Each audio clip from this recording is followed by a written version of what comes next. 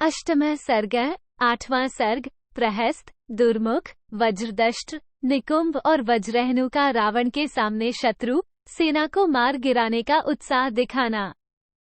इसके बाद नील मेघ के समान श्यामवर्ण वाले शूर सेनापति प्रहस्त नामक राक्षस ने हाथ जोड़कर कहा, महाराज, हम लोग देवता, दानव, गंधर्व, पिशाच, पक्षी और सर्प सभी को पराजित कर सकते हैं, फिर उन दो मनुष्यों को रणभूमि में हराना कौन बड़ी बात है।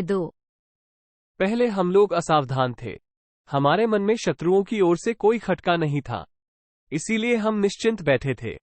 यही कारण है कि हनुमान हमें धोखा दे गया, नहीं तो मेरे जीते जी वो वानर यहां से जीता जागता नहीं जा सकता था। 3.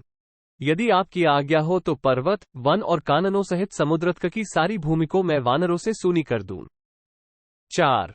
राक्षस राज, मैं वानर मात्र से आपकी रक्षा करूंगा, अतः अपने द्वारा किए गए सीता हरणरूपी अपराध के कारण कोई दुख आप पर नहीं आने पाएगा। 5. तत्पश्चात दुर्मुख नामक राक्षस ने अत्यंत कुपित होकर कहा, ये क्षमा करने योग्य अपराध नहीं है, क्योंकि इसके द्वारा हम सब लोगों का तिरस्कार हुआ है। 6.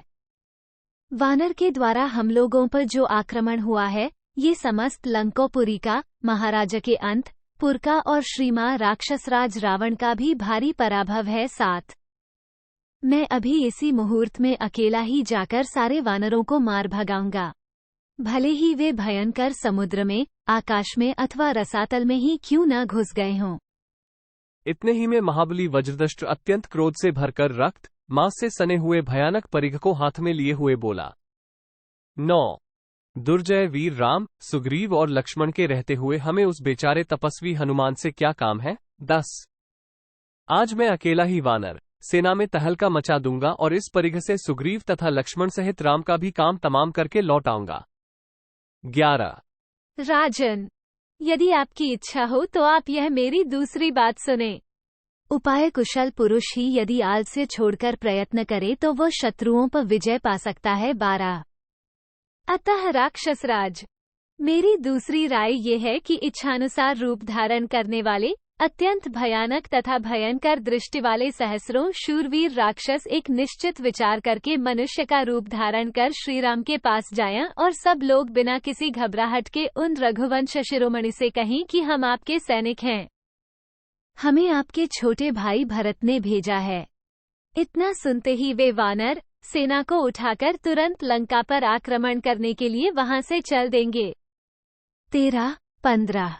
तत्पश्चात हम लोग यहाँ से शूल, शक्ति, गदा, धनुष, बाण और खड्ग धारण किए शीघ्र ही मार्ग में उनके पास जा पहुंचे।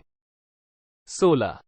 फिर आकाश में अनेक यूथ बनाकर खड़े हो जाएं और पत्थरों तथा शस्त्र समूहों की बड़ी भारी वर्षा करके उस वानर सेना को यमलोक पहुंचा दें। 17.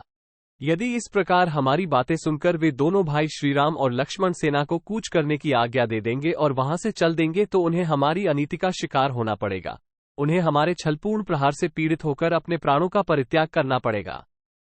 18. तदनंतर पराक्रमी वीर कुंभकर्ण कुमार निकुंभ ने अत्यंत कुपित होकर समस्त लोगों को रुलाने वाले रावण से कहा। 19. आप सब लोग यहाँ महाराज के साथ चुपचाप बैठे रहें, मैं अकेला ही राम, लक्ष्मण, सुग्रीव, हनुमान तथा अन्य सब वानरों को भी यहाँ मौत के घाट उतार दूंगा। 201/2. तब पर्वत के समान विशालकाय वज्रहनु नामक राक्षस कुपित हो जीभ से अपने जबड़े को चाटता हुआ बोला। 211/2. आप सब लोग निश्चिंत होकर इच्छानुसार अपना काम करें, मैं अकेला ही सारी वानर सेना को खा जाऊंगा। 221/2.